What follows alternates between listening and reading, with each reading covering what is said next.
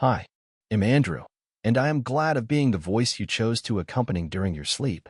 Remember, put your alarms, and have a nice and wonderful sleep. Surprising psychology studies that will keep you thinking. Intro: The Human Mind, Unfiltered. Welcome to a journey through the hidden corridors of human psychology. Tonight, we'll explore the strange and fascinating world of psychological research that has revealed just how mysterious our own minds really are. These aren't bedtime stories or fairy tales. These are real experiments, conducted by real scientists, that have uncovered surprising truths about how we think, decide, and behave. For decades, psychologists have been peeling back the layers of human consciousness, revealing that our minds work in ways that would surprise us. We like to think we're rational, logical beings who make careful decisions based on facts and evidence. We believe we see the world clearly, remember events accurately, and act according to our own free will. But the research tells a different story entirely. The studies we'll explore tonight show us that our brains are constantly playing tricks on us. They reveal that we miss obvious things right in front of our eyes, that we remember events that never happened, and that we make decisions based on factors we're not even aware of. These discoveries aren't meant to make us feel foolish. Instead, they offer us a window into the incredible complexity of human consciousness. What makes these psychological studies so compelling is that they don't just tell us about other people. They tell us about ourselves. Every bias, every blind spot, every quirk of reasoning that researchers have documented exists somewhere in your own mind. As we move through these experiments, you might find yourself thinking about times when you've experienced these phenomena firsthand. The beauty of psychological research is that it reveals the universal patterns that connect all human minds. Whether you're a CEO making million-dollar decisions or a student choosing what to have for lunch, your brain is following the same basic rules that these studies have uncovered. Understanding these patterns doesn't diminish the mystery of consciousness. If anything, it deepens it. So let's begin this exploration of the human psyche. We'll discover why our minds sometimes fail us in spectacular ways, and why those failures might actually be features, not bugs, of human consciousness. Part 1. Cognitive quirks and hidden biases. Let's start with one of the most famous psychology experiments of the past few decades. It's called the Invisible Gorilla Experiment, and it reveals something profound about how our attention actually works. In 1999, researchers Christopher Chabris and Daniel Simons created a simple video. They filmed 6 people passing basketballs back and forth. 3 wore white shirts, 3 wore black shirts. They asked viewers to count how many times the people in white shirts passed the ball to each other. It sounds straightforward enough, but halfway through the video, something extraordinary happens. A person in a gorilla costume walks directly into the center of the action, beats their chest for 9 full seconds, and then walks off screen. When researchers showed this video to people and asked them to count the passes, roughly half of all viewers completely missed the gorilla. They were so focused on counting basketball passes that a gorilla could walk right through their field of vision and remain invisible. This experiment reveals something unsettling about human attention. We like to think our eyes work like video cameras, recording everything that happens in front of us. But that's not how vision actually works. Our brains are constantly filtering and selecting what to pay attention to. When we focus intensely on one thing, we can become blind to everything else, even when that everything else is a gorilla beating its chest. This phenomenon, called inattentional blindness, happens to us constantly in daily life. We miss the obvious thing right in front of us because our attention is elsewhere. It explains why we can walk past a friend on the street without noticing them. It explains why we can drive the same route every day and suddenly notice a building that's been there for years. Our brains aren't malfunctioning when this happens. They're actually working exactly as designed. The Invisible Gorilla Experiment also reveals something deeper about human psychology. It shows us that confidence and accuracy don't always go together. When researchers told people about the gorilla after the experiment, many viewers were absolutely certain that they would have noticed it. Some even insisted that there was no gorilla in the video they watched, suggesting that the researchers must have shown them a different version. This confidence in our own perception creates what psychologists call the illusion of attention. We believe we notice much more than we actually do. We trust our senses completely, even though they're constantly deceiving us. This false confidence shows up everywhere in human behavior. We're certain we remember conversations accurately. We're sure we understand why we made certain decisions. We believe we can predict how we'll feel in future situations. But psychological research suggests that we're wrong about these things more often than we'd like to admit. The gorilla experiment has been replicated dozens of times with similar results. Researchers have hidden all sorts of unexpected things in plain sight. They've had people in unusual costumes walk through scenes. They've changed major features of environments while people weren't looking. They've even swapped one person for a completely different person in the middle of a conversation. The results are always the same. When our attention is focused elsewhere, we miss the obvious. This brings us to another fascinating aspect of human psychology, the illusion of choice. We live in a society that celebrates individual freedom and personal decision-making. We believe that we carefully weigh our options and make rational choices based on our preferences and values. But psychological research suggests that many of our choices are influenced by factors we never consciously consider. Consider a study conducted by researchers at Stanford University. They set up a table at a local market with samples of different jams for people to taste. In one condition, they offered 24 different varieties. In another condition, they offered just 6 varieties. Common sense might suggest that more choices would be better. More options means more opportunity to find something you really like. But the results were surprising. When faced with 24 options, 60% of people stopped to sample the jams. When faced with 6 options, only 40% stopped. So far, more choices seem better for attracting attention. But here's where it gets interesting. Of the people who stopped at the 24 jam table, only 3% actually bought a jar of jam. Of the people who stopped at the 6 jam table, 30% made a purchase. This study, along with hundreds of others like it, reveals what psychologists call the paradox of choice. Having too many options can actually make decision-making more difficult and less satisfying. When we have too many choices, we become overwhelmed. We worry about making the wrong decision. We experience regret about the options we didn't choose. We may even avoid making a decision altogether. The paradox of choice shows up everywhere in modern life. Think about trying to choose a movie to watch on a streaming service with thousands of options, or trying to pick a restaurant in a city with endless possibilities, or attempting to select a career path when the world seems full of infinite opportunities. The abundance of choices that modern life offers us can actually make us less happy and less decisive. This connects to a broader pattern in human psychology. We often think that more information, more options, and more control will make us happier. But research consistently shows that the relationship between choice and satisfaction is much more complicated than we expect. Sometimes constraints and limitations actually improve our well-being by simplifying our decisions and reducing our anxiety. The illusion of choice also reveals how much our decisions are influenced by the way options are presented to us. The order in which we see choices matters. The number of options matters. The physical environment matters. Even irrelevant information can sway our decisions in ways we don't recognize. This brings us to one of the most humbling discoveries in modern psychology, the Dunning-Kruger effect. Named after psychologists David Dunning and Justin Kruger, this effect describes a cognitive bias where people with limited knowledge or skill in a particular area dramatically overestimate their own competence. In their original study, Dunning and Kruger gave people tests of logic, grammar, and humor. After taking the tests, they asked participants to estimate how well they thought they had performed. The results revealed a striking pattern. The people who performed worst on the tests were the most likely to overestimate their performance. Those who scored in the bottom quartile thought they had performed better than 62% of other participants. In reality, they had performed better than only 12%. What makes the Dunning-Kruger effect so fascinating is that it's not just about ignorance. It's about the ignorance of ignorance. People who lack knowledge in a particular area also lack the knowledge necessary to recognize their own incompetence. They don't know what they don't know, so they can't accurately assess their own abilities. This effect shows up constantly in everyday life.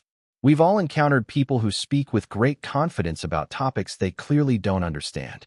We've all probably been those people ourselves in certain situations. The Dunning-Kruger effect helps explain why debates on social media can be so frustrating, why people resist expert advice, and why confidence and competence don't always correlate. But here's the really interesting part of the Dunning-Kruger effect. As people become more knowledgeable and skilled in an area, they actually become more aware of how much they don't know. Experts are often less confident than novices, not because they know less, but because they understand the complexity and nuance of their field. The more you learn about any subject, the more you realize how much there is still to learn. This creates what researchers call the confidence gap. In many areas of life, the people who are most qualified to make decisions or offer opinions are also the most hesitant to do so. Meanwhile, those with the least knowledge speak with the greatest certainty. This pattern has profound implications for how we navigate a world full of information and expertise. The Dunning-Kruger effect also reveals something important about learning and growth. Recognizing our own incompetence is actually a sign of increasing competence. When we start to understand how much we don't know, we're making progress toward real expertise. The most dangerous state isn't knowing nothing. It's knowing just enough to be confident, but not enough to be accurate. These three phenomena, inattentional blindness, the paradox of choice, and the Dunning-Kruger effect, all point to a common theme in human psychology. Our minds are constantly creating illusions about our own capabilities and perceptions. We think we see more than we do, choose more rationally than we do, and know more than we do. Understanding these limitations isn't about becoming pessimistic about human nature. It's about developing a more realistic and ultimately more compassionate understanding of how our minds actually work. Part 2. The Power of Situations. Now we turn to one of the most unsettling discoveries in all of psychology, the profound power that situations have over human behavior. We like to think that our actions flow from our character, our values, and our personal choices. We believe that good people do good things and bad people do bad things. But decades of psychological research have revealed that the situation often matters much more than personality when it comes to predicting behavior. This uncomfortable truth was first demonstrated in dramatic fashion by Stanley Milgram in the 1960s. Milgram was trying to understand how ordinary people could participate in the atrocities of the Holocaust. He wondered whether there was something uniquely evil about the German people, or whether normal individuals might be capable of terrible acts under the right circumstances. To investigate this question, Milgram designed an experiment that would become one of the most famous and controversial studies in psychology. He recruited ordinary people from New Haven, Connecticut, to participate in what they were told was a study about learning and memory. Participants were assigned the role of teacher and were instructed to help a learner memorize word pairs by delivering electric shocks whenever the learner made a mistake. The learner was actually an actor, and no real shocks were delivered. But the teachers didn't know this. They sat in front of an imposing shock generator with switches labeled from 15 volts to 450 volts. The highest levels were ominously marked danger, severe shock, and simply XXX. As the experiment progressed, the teachers were instructed to increase the voltage with each mistake. The actor playing the learner followed a script designed to make the situation increasingly uncomfortable. At 120 volts, he complained that the shocks were painful. At 150 volts, he demanded to be released from the experiment. At 300 volts, he screamed and said his heart was bothering him. After 330 volts, he fell silent, giving no response to further questions. Throughout this process, a researcher in a white lab coat stood beside the teacher, calmly insisting that the experiment must continue. When teachers expressed hesitation or concern, the researcher would respond with standardized prompts. Please continue. The experiment requires that you continue. It is absolutely essential that you continue. You have no other choice. You must go on. Before conducting the experiment, Milgram surveyed psychiatrists, college students, and other groups, asking them to predict how people would behave. The consensus was that virtually no one would continue to the highest shock levels. Perhaps one person in 1,000 might be sadistic enough to deliver the maximum shock to an innocent victim. The actual results were shocking in a completely different way. 65% of participants continued all the way to the highest shock level of 450 volts. They did this despite the learner's screams, despite his pleas to be released, despite his claims of heart problems, and despite his eventual silence. The ordinary people of New Haven were willing to deliver what they believed were potentially lethal electric shocks to a stranger, simply because an authority figure told them to continue. Milgram's experiment revealed something profound and disturbing about human nature. Under the right circumstances, most people are capable of actions that completely contradict their moral beliefs. The participants in Milgram's study weren't evil people. They were teachers, engineers, postal workers, and salespeople. They were people with families and friends who would describe them as kind and ethical.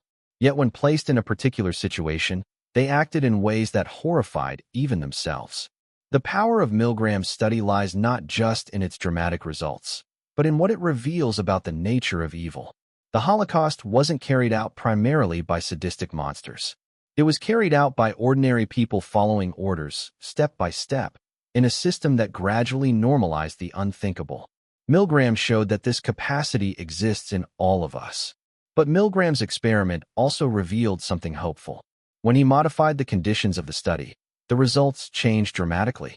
When the authority figure left the room, obedience dropped significantly. When participants could see the learner being shocked, fewer people continued to the end. When other teachers refused to continue, rebellion became contagious. This showed that while situations have enormous power over behavior, small changes in situations can also promote resistance and moral courage. The lesson of Milgram's experiment isn't that we're all potential monsters. It's that moral behavior depends heavily on moral systems and social structures. If we want to promote ethical behavior, we need to design situations and institutions that support it. We can't rely on individual character alone. This theme was explored further in another famous study, the Stanford Prison Experiment, conducted by Philip Zimbardo in 1971. Zimbardo wanted to investigate how social roles influence behavior. He created a mock prison in the basement of Stanford University's psychology building and randomly assigned college students to play the roles of either guards or prisoners. The transformation was swift and disturbing. Within days, the students had fully adopted their assigned roles. The guards became increasingly authoritarian and cruel, devising creative punishments and psychological torments for the prisoners. The prisoners became passive and depressed, accepting their treatment as legitimate. The experiment, planned to last 2 weeks, had to be ended after just 6 days because the situation had become too psychologically damaging. Like Milgram's obedience studies, the Stanford Prison Experiment showed how quickly normal people can adapt to abnormal situations. The college students who participated weren't predisposed to cruelty or submission. They were randomly assigned to their roles. Yet within hours, they began acting in ways that matched their assigned identities. The prison experiment illustrated what psychologists call the fundamental attribution error. When we observe other people's behavior, we tend to attribute it to their personality rather than their situation. We think the cruel guard is a cruel person, or the submissive prisoner is naturally passive. But when it comes to our own behavior, we're much more aware of how situational factors influence our actions. This bias affects how we think about everything from crime to poverty to academic achievement. We assume that people's outcomes reflect their character rather than their circumstances. We underestimate how much environment matters and overestimate how much individual traits matter. This can lead to unfair judgments and misguided policies. The power of situations is also revealed in a phenomenon called the bystander effect. This psychological principle was first studied systematically after the murder of Kitty Genovese in New York City in 1964. According to initial reports, 38 people witnessed the attack, but none called the police or intervened to help. This seemed to confirm people's worst fears about urban indifference and moral decay. But psychologists Bibb Latané and John Darley suspected that something more complex was happening. They hypothesized that the presence of other bystanders might actually make individuals less likely to help, not more likely. To test this idea, they designed a series of experiments that would reveal one of the most robust findings in social psychology. In one study, participants were asked to discuss personal problems over an intercom system. They were told they were talking with either one other person, 2 other people, or 5 other people. During the discussion, one of the participants appeared to have a seizure, gasping for help and saying he was dying. The question was, how would the real participant respond? The results confirmed Latané and Darley's hypothesis. When participants thought they were the only other person present, 85% tried to help within the first minute. When they thought one other person was also listening, 62% helped within the first minute. When they thought 4 other people were listening, only 31% helped within the first minute. This counterintuitive finding, that we're less likely to help when more people are present, revealed several important psychological processes. First, there's diffusion of responsibility. When many people are present, each individual feels less personal responsibility to act. Someone else will probably help, so I don't need to. Second, there's social proof. We look to other people's behavior to determine what's appropriate in ambiguous situations. If no one else is helping, maybe this isn't really an emergency. Maybe help isn't needed or wanted. Third, there's evaluation apprehension. We worry about making a mistake or looking foolish in front of others. What if we misinterpret the situation? What if our help isn't welcome? These concerns can paralyze us even when action is clearly needed. The bystander effect has been demonstrated in hundreds of studies across many different situations. People are less likely to help someone who has fallen down when other people are present. They're less likely to report emergencies when they think others are also aware of them. They're less likely to intervene in conflicts when there are other witnesses. But understanding the bystander effect also reveals how to overcome it. When people are directly asked for help, they almost always respond. When someone points to a specific person and says, "You, call 911, the diffusion of responsibility is eliminated. When emergencies are clearly defined and help is explicitly requested, the presence of others can actually increase helping behavior. These 3 phenomena, obedience to authority, role conformity, and the bystander effect, all demonstrate the same fundamental principle. Human behavior is much more dependent on social context than we like to admit. We are social animals whose actions are constantly shaped by the presence and expectations of others. This doesn't mean we have no individual agency or moral responsibility. But it does mean that if we want to understand human behavior, or if we want to promote positive change, we need to pay attention to situations as much as personalities. The most effective interventions in human affairs often involve changing circumstances rather than changing people. Understanding the power of situations can be both humbling and empowering. It's humbling because it reveals how much our behavior depends on factors outside our direct control. But it's also empowering because it suggests that we can influence behavior by designing better environments, institutions, and social systems. Part 3. Strange social behaviors. Beings are fundamentally social creatures, and our psychology is shaped by thousands of years of evolution in groups. This social nature gives rise to some of the most fascinating and surprising aspects of human behavior. Many of our mental processes that seem individual and private are actually deeply influenced by the presence and opinions of others, often in ways we don't recognize. Let's start with a surprising twist on the bystander effect we discussed earlier. While we learned that people are less likely to help in emergencies when others are present, researchers have discovered that the opposite can sometimes be true in non-emergency situations. This reverse bystander effect shows that the presence of others can actually increase helping behavior under certain circumstances. The key difference lies in how clearly the situation is defined and how obvious the need for help appears. In emergency situations, ambiguity and evaluation apprehension prevent people from acting. But in situations where helping is clearly appropriate and low risk, the presence of others can create positive social pressure to assist. Consider a study conducted in a library where researchers dropped books and papers. When other people were present and could see the incident clearly, passers-by were more likely to help pick up the scattered items than when they were alone. The social visibility of the situation actually encouraged pro-social behavior rather than inhibiting it.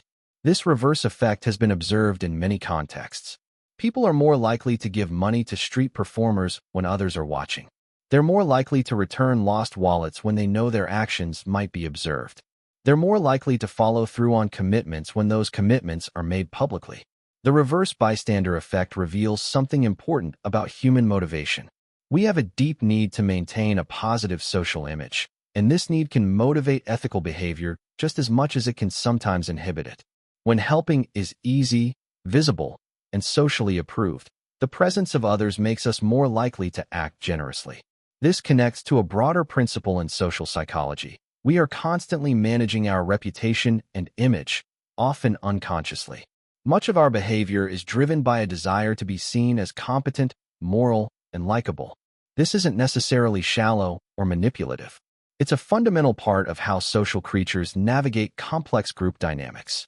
One of the most powerful ways that others influence our behavior is through what psychologists call the halo effect. This cognitive bias occurs when our overall impression of a person influences how we evaluate their specific traits or actions. If we think someone is generally good, we're likely to interpret their ambiguous behaviors positively. If we think someone is generally bad, we're likely to interpret the same behaviors negatively. The halo effect was first identified in a classic study by psychologist Edward Thorndike in 1920. He asked military officers to rate their soldiers on various traits including intelligence, leadership ability, physical appearance, and character. What Thorndike discovered was that the ratings were surprisingly highly correlated. Soldiers who were rated high on one trait tended to be rated high on all traits, even traits that logically should be independent of each other. This pattern suggested that the raters weren't evaluating each trait independently. Instead, they were forming an overall impression of each soldier and then rating all traits consistently with that impression. A soldier who made a good first impression was likely to be rated as intelligent, capable, attractive, and moral, regardless of evidence for each specific trait. The halo effect influences our judgments constantly in everyday life. Attractive people are often assumed to be more intelligent, more competent, and more moral than less attractive people. Successful people are assumed to be wise and knowledgeable about topics completely unrelated to their success. People we like are given the benefit of the doubt when their actions are ambiguous.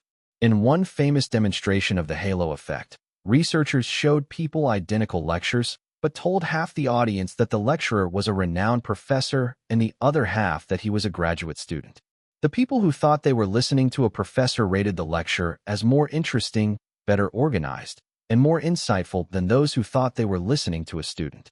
The halo effect shows up in hiring decisions, performance evaluations, criminal justice outcomes, and political judgments. Once we form an initial impression of someone, that impression colors everything else we observe about them. This can create self-fulfilling prophecies where our expectations influence how we treat people, which in turn influences how they behave. But the halo effect isn't just about judging other people. It also affects how we think about products, organizations, and ideas. A company that makes good smartphones is assumed to be capable of making good cars. A political candidate who speaks well is assumed to have good policies. A restaurant with attractive decor is assumed to have good food. Understanding the halo effect can help us make more accurate judgments by reminding us to evaluate different attributes independently. When we're aware of this bias, we can try to separate our overall impression of someone from our evaluation of their specific skills or actions. This brings us to another fundamental aspect of social psychology: our tendency to conform to group behavior even when we privately disagree. This was demonstrated most dramatically in a series of experiments conducted by Solomon Asch in the 1950s. Asch's experiments appeared to be simple tests of visual perception. Participants were shown a card with a line on it, followed by another card with 3 comparison lines of different lengths. Their task was to identify which of the 3 comparison lines matched the length of the original line. The correct answer was always obvious. One line would be clearly the same length as the original, while the other 2 would be noticeably shorter or longer. But here's what made the experiment interesting.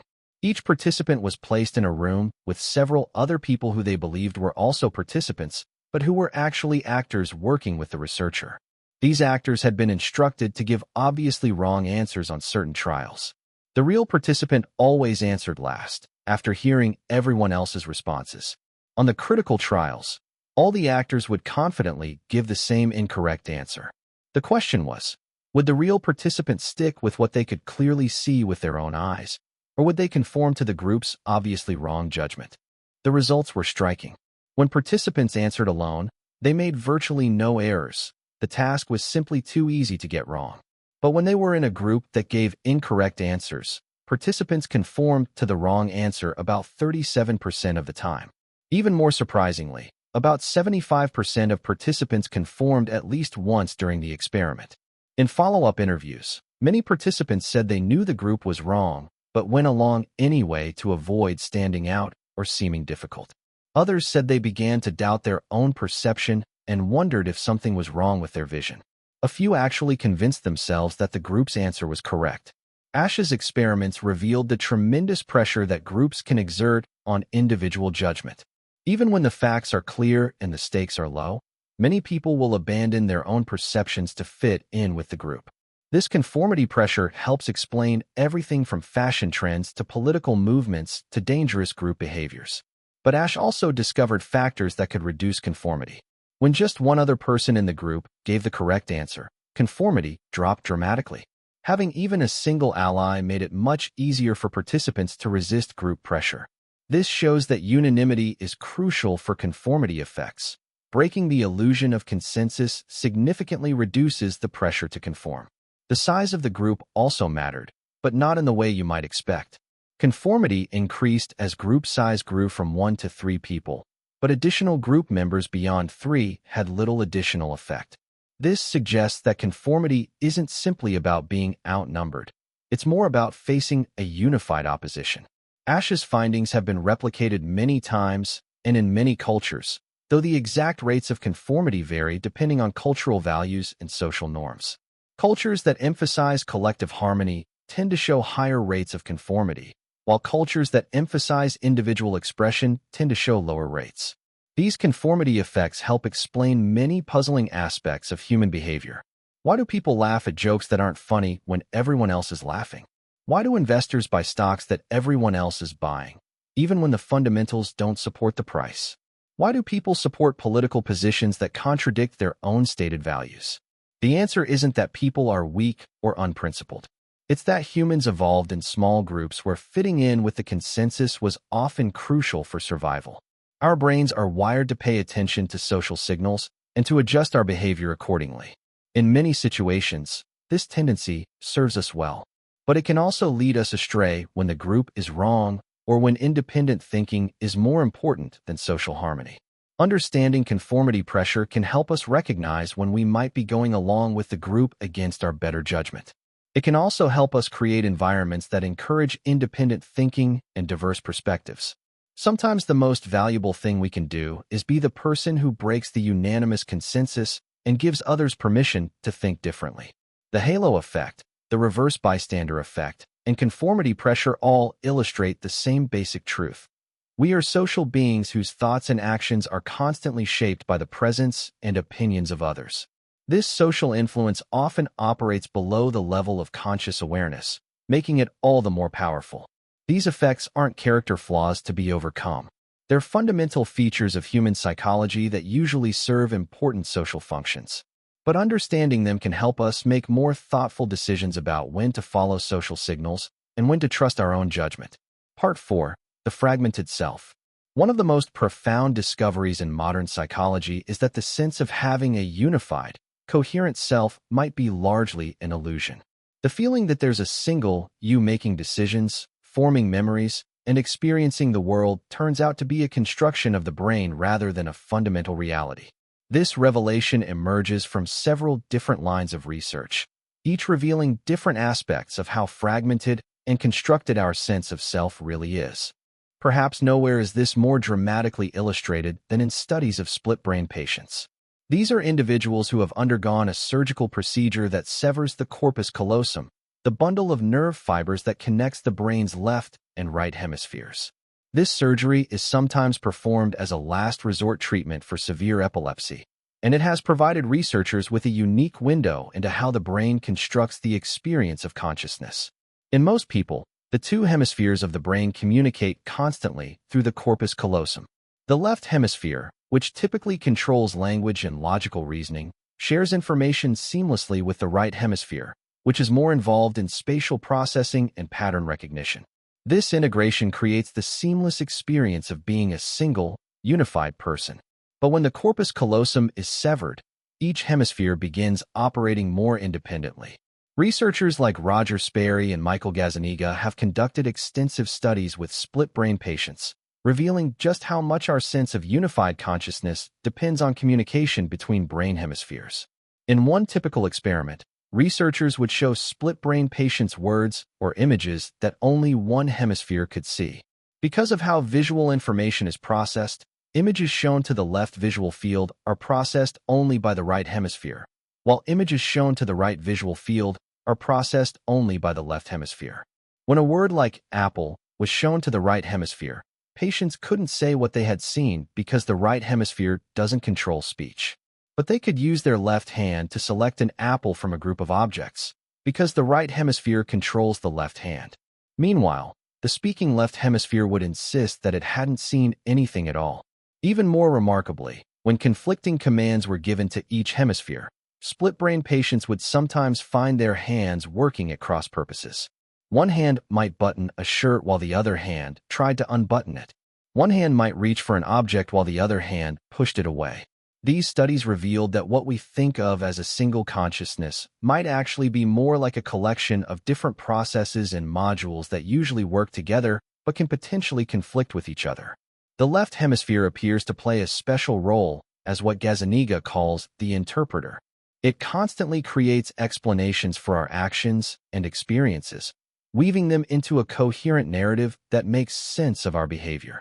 This interpreter function was demonstrated in experiments where the right hemisphere was shown a command like walk, and the patient would get up and start walking. When researchers asked why they were walking, the speaking left hemisphere, which hadn't seen the command, would confabulate an explanation.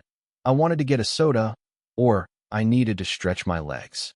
The brain automatically created a plausible story to explain behavior it hadn't consciously initiated. This suggests that much of what we think of as conscious decision-making might actually be the brain's interpreter function creating after-the-fact explanations for actions that were initiated unconsciously. We feel like we're making deliberate choices, but we might often be rationalizing decisions that our brains have already made below the level of awareness. The implications of split-brain research extend far beyond patients with severed corpus callosums. They suggest that even in intact brains, consciousness might be more fragmented and constructed than we realize. Different brain regions might be processing information and initiating actions somewhat independently, with the interpreter function weaving everything together into a coherent sense of self. This fragmented nature of consciousness becomes even more apparent when we consider how unreliable human memory actually is. We tend to think of memory as a recording device that stores accurate representations of past events. But decades of research by psychologists like Elizabeth Loftus have shown that memory is much more like a storytelling device that reconstructs the past based on fragments of information, current beliefs, and social influences. Loftus conducted groundbreaking research on false memories that has revolutionized our understanding of how memory works. In one famous study, she was able to convince people that they had been lost in a shopping mall as children, even though this event had never happened. She did this simply by asking family members to corroborate the false event and by asking participants to try to remember details about it. The process worked remarkably well.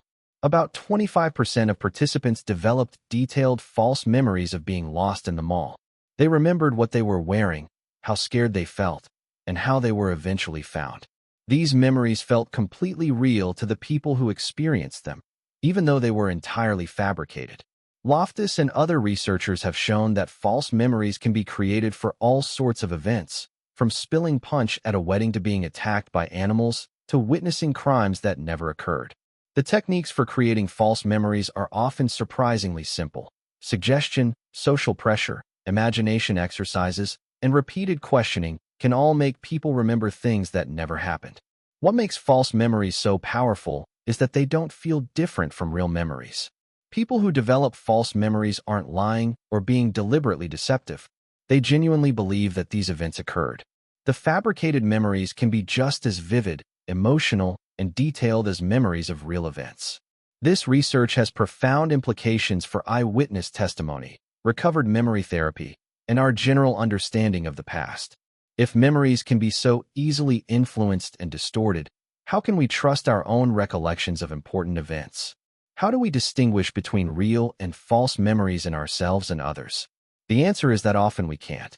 Memory researchers have found very few reliable ways to distinguish true memories from false ones based on their subjective characteristics. False memories can be just as confident, detailed, and emotionally charged as true memories. This means that memory confidence is not a good indicator of memory accuracy. The unreliability of memory connects to another fundamental aspect of human psychology, our tendency to experience cognitive dissonance when our beliefs and actions don't align. This phenomenon was first studied systematically by Leon Festinger in the 1950s, and it reveals yet another way that our minds construct reality rather than simply recording it. Cognitive dissonance occurs when we hold contradictory beliefs or when our actions conflict with our stated values. This creates an uncomfortable psychological tension that we're motivated to resolve. But rather than changing our behavior to match our beliefs, we often change our beliefs to match our behavior. Festinger demonstrated this in a classic study where participants were asked to perform a boring task, turning pegs on a board for an hour. Afterward, some participants were paid $20 to tell the next participant that the task was interesting and enjoyable. Others were paid only $1 to tell the same lie. Logic might suggest that people paid $20 would be more likely to convince themselves that the task was actually interesting. After all, they had more incentive to lie. But the results showed the opposite pattern. People paid only $1 were more likely to later report that they had actually enjoyed the task. Festinger explained this counterintuitive result through cognitive dissonance theory. People paid $20 had sufficient external justification for lying. They did it for the money. But people paid only $1 couldn't easily justify their lie with the small payment. To reduce the dissonance between their action, saying the task was interesting, and their belief, the task was boring, they convinced themselves that the task really was somewhat interesting. This study revealed a fundamental principle of human psychology. We often change our beliefs to justify our actions rather than changing our actions to match our beliefs. When we act in ways that contradict our stated values, we experience psychological pressure to either change our behavior or modify our values. Often, it's easier to adjust our beliefs than to change our behavior. Cognitive dissonance helps explain many puzzling aspects of human behavior. Why do people become more committed to causes after they've made sacrifices for them? Why do consumers become more satisfied with products after they've purchased them? Why do people often double down on beliefs even when presented with contradictory evidence? The answer is that admitting we were wrong creates cognitive dissonance. It's psychologically uncomfortable to acknowledge that our past actions were misguided or that our beliefs were incorrect. So instead of changing our minds, we often find ways to rationalize our previous choices and maintain consistency in our self-concept. This process happens largely outside of conscious awareness. We're not deliberately deceiving ourselves. Instead, our minds automatically seek information that confirms our existing beliefs and downplay information that contradicts them. We remember the hits and forget the misses. We focus on evidence that supports our choices and ignore evidence that questions them. The split brain studies, false memory research, and cognitive dissonance experiments all point to the same conclusion. The self is much more fragmented and constructed than we typically realize. We're not unified beings who rationally process information and make coherent decisions. We're complex systems of competing modules, biased memories, and post hoc rationalizations.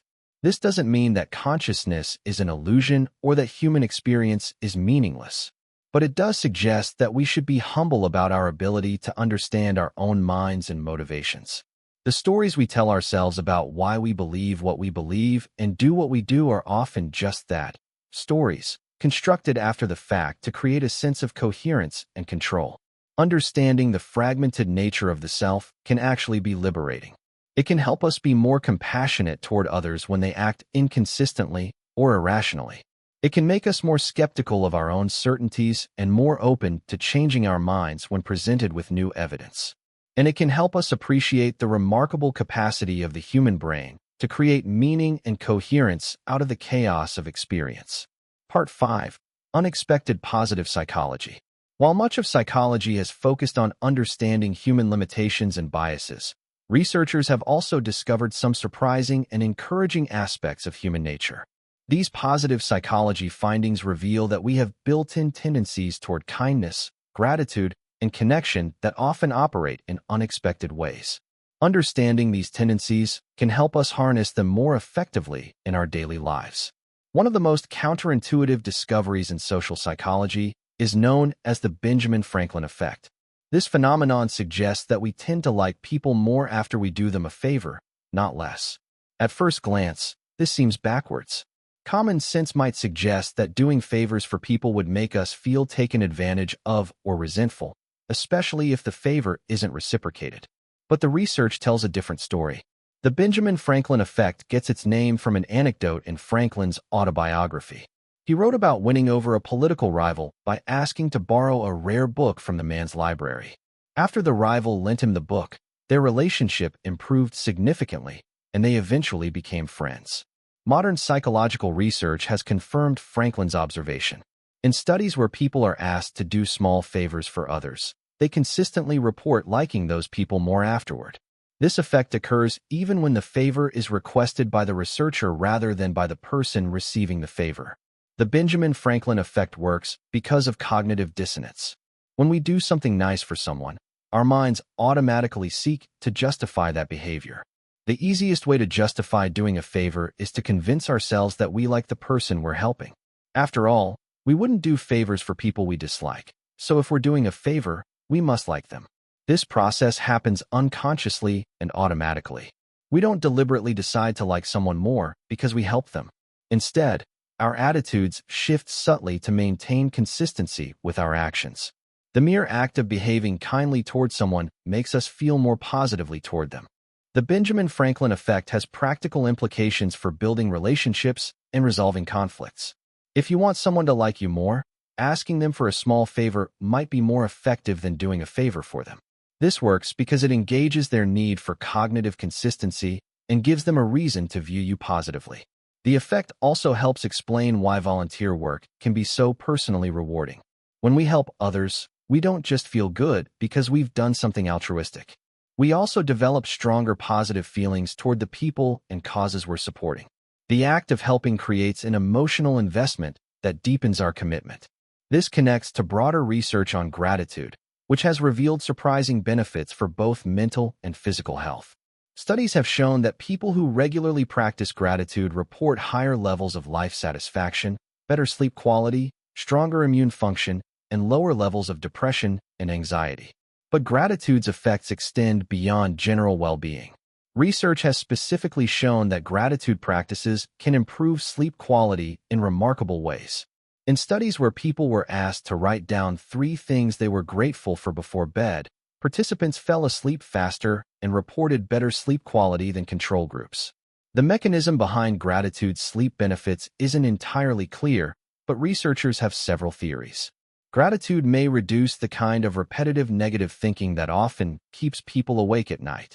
It may also activate the parasympathetic nervous system, which promotes relaxation and rest. Additionally, focusing on positive aspects of life before sleep may influence dream content and overall sleep satisfaction. The gratitude-sleep connection reveals something important about the relationship between mental states and physical health. Our thoughts and emotions don't just affect how we feel psychologically. They also influence measurable biological processes like hormone levels, immune function, and sleep patterns. This mind-body connection is further illustrated by research on eye contact and trust. Studies have shown that making eye contact with someone, even briefly, can significantly increase feelings of trust and connection between strangers. This effect occurs even when people are aware that the eye contact is part of an experiment. In one study, researchers had people make eye contact for varying amounts of time while discussing personal topics. Participants who maintained longer eye contact reported feeling more connected to their conversation partners and more positive about the interaction overall. They also showed measurable increases in activity in brain regions associated with reward and social bonding. The power of eye contact extends beyond face-to-face interactions. Research has shown that looking at photographs of people making direct eye contact can trigger similar neural responses to actual eye contact. This helps explain why eye contact in advertisements and media can be so compelling and persuasive. These findings about eye contact tap into something fundamental about human social evolution. Throughout our species' history, eye contact has been a crucial signal of attention, intention, and trustworthiness. Our brains are wired to respond to direct gaze as a sign of social engagement and potential cooperation. Understanding the importance of eye contact can help improve our daily interactions. Making appropriate eye contact during conversations signals attention and respect, It can help build rapport with new acquaintances and strengthen existing relationships.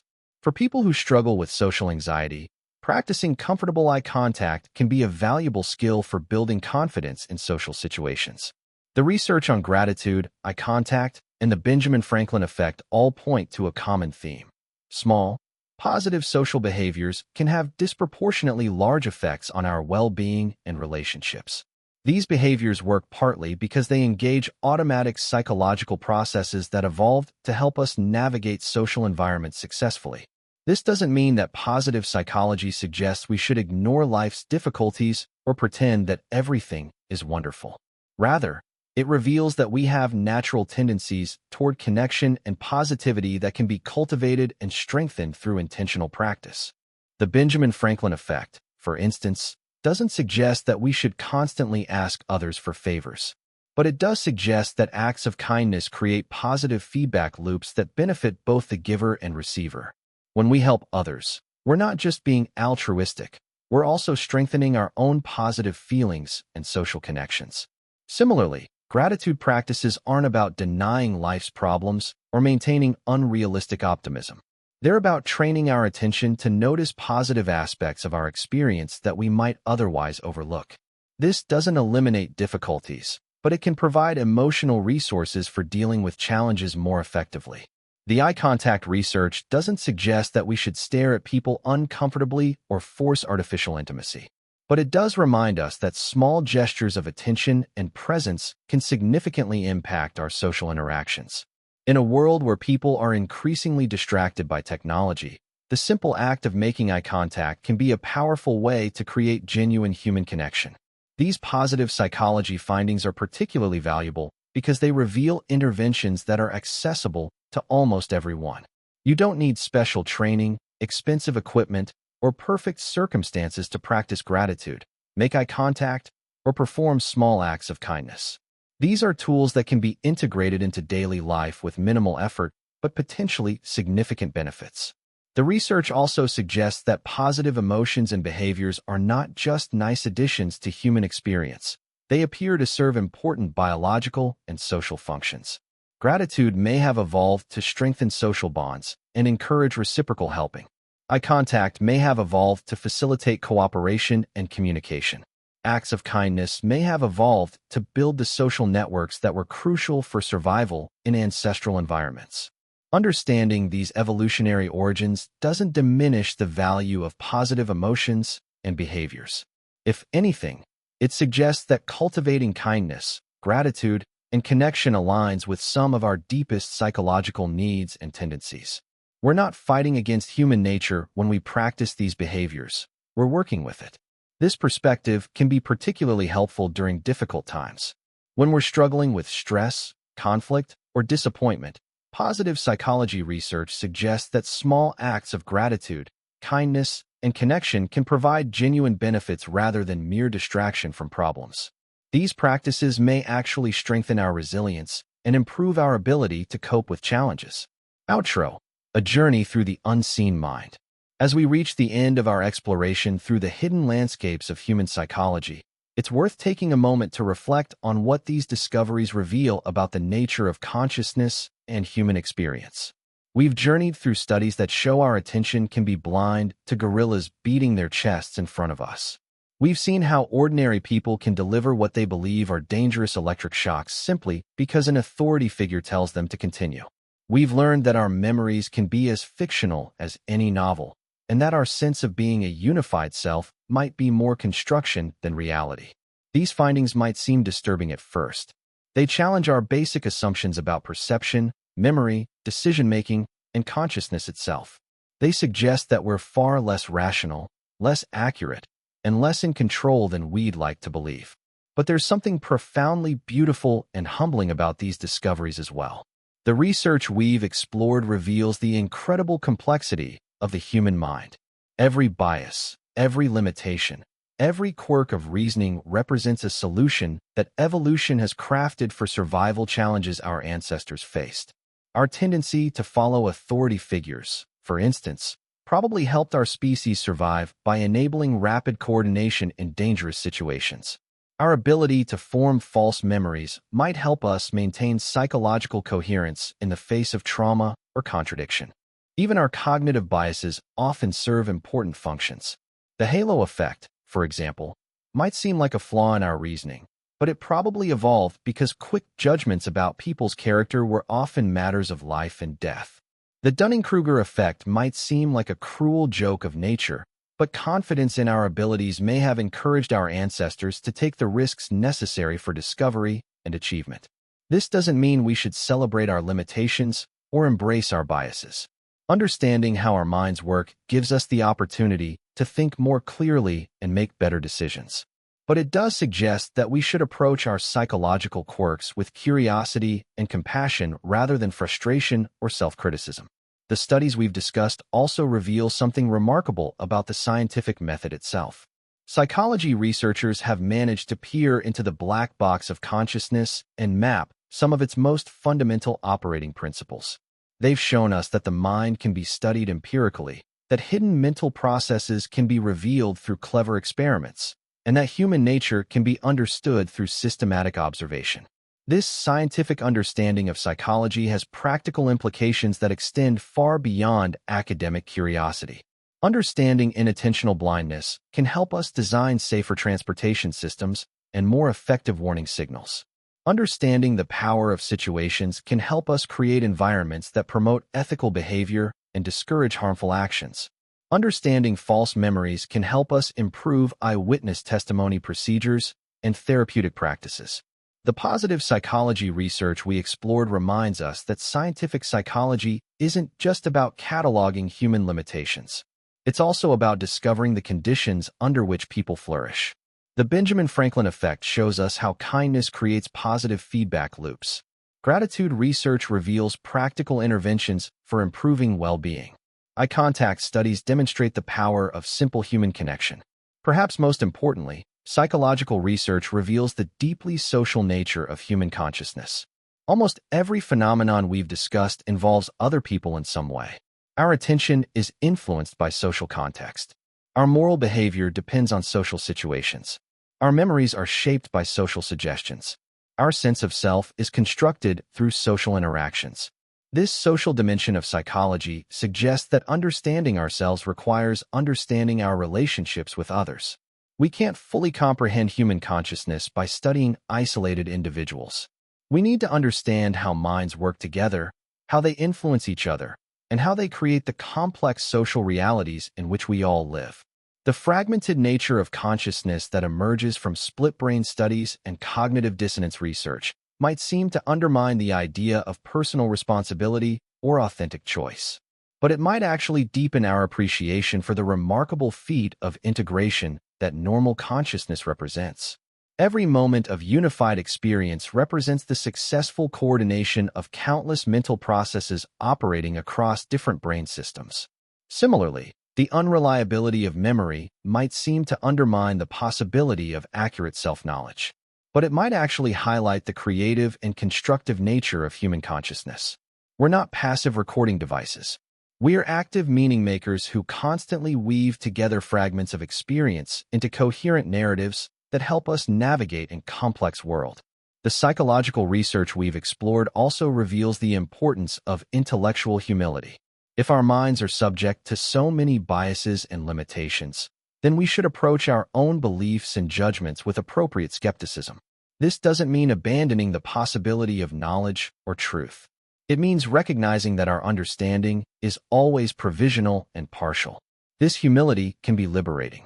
It can free us from the exhausting burden of feeling like we need to have all the answers or make perfect decisions. It can help us be more curious about other people's perspectives and more willing to change our minds when presented with new evidence. It can make us more compassionate toward others when they make mistakes or hold views we disagree with. As you reflect on these psychological discoveries, you might find yourself noticing these phenomena in your own experience. You might catch yourself falling victim to the halo effect when forming impressions of new people. You might notice cognitive dissonance when your actions don't align with your stated values. You might observe conformity pressure in group situations or experience inattentional blindness when you're focused on a particular task. This kind of self-awareness is one of the most valuable gifts that psychological research can offer. It doesn't eliminate these mental phenomena. They're too fundamental to human cognition for that. But it can help you recognize them when they occur and make more thoughtful choices about when to trust your intuitions and when to seek additional information or perspectives. The journey through psychology that we've taken tonight reveals that consciousness is far stranger and more wonderful than common sense suggests. We're not the rational, unified, accurate observers we sometimes imagine ourselves to be. We're complex biological systems that have evolved remarkable abilities to perceive, remember, reason, and connect with others. But these abilities come with built-in limitations and quirks. Understanding these limitations doesn't diminish human dignity or agency. If anything, it enhances our appreciation for the genuine achievements of human consciousness. Every act of creativity, every moment of genuine connection, every insight into truth represents a triumph over the constraints and biases that shape our mental lives. The human mind remains one of the most mysterious and fascinating phenomena in the known universe. Psychological research has given us glimpses into its hidden workings, but vast territories remain unexplored. Every study we've discussed raises new questions about the nature of consciousness, the origins of behavior, and the possibilities for human flourishing. As we continue to learn about how our minds work, we gain not just academic knowledge, but practical wisdom for living more thoughtful, compassionate, and effective lives. Psychology shows us that we're all struggling with the same basic challenges of perception, memory, decision-making, and social connection. This shared struggle with the complexities of consciousness might be one of the most fundamentally human experiences we all share. The research we've explored tonight represents just a tiny fraction of what psychology has revealed about human nature. Every year, researchers around the world conduct thousands of studies that deepen our understanding of how minds work. Some of these studies confirm what we already suspected about ourselves. Others reveal surprising truths that challenge our assumptions and expand our perspective on what it means to be human. This ongoing investigation into human consciousness represents one of the most ambitious and important scientific endeavors of our time. Understanding how minds work has implications for education, healthcare, technology, politics, and virtually every other domain of human activity. As we face complex global challenges that require cooperation, creativity, and wisdom, psychological insights about human nature become increasingly valuable. The studies we've discussed tonight offer a reminder that scientific knowledge about psychology isn't just abstract information. It's a practical tool for understanding ourselves and others more clearly, making better decisions, building stronger relationships, and creating environments where people can thrive. In a world that often feels divided and confusing, psychological research provides evidence-based insights into our shared human nature. So as we conclude this exploration of the mind's hidden territories, we're left not with simple answers, but with a deeper appreciation for the complexity and wonder of human consciousness. We've seen that the mind is stranger than we imagined, but also more remarkable than we knew. Understanding these psychological truths doesn't solve the mysteries of consciousness, but it does give us better maps for navigating the endlessly fascinating landscape of human experience. If my voice kept you company tonight, remember to subscribe to keep exploring knowledge, one night at a time. Sleep well, rest deeply, and let culture find you in your dreams. See you next time.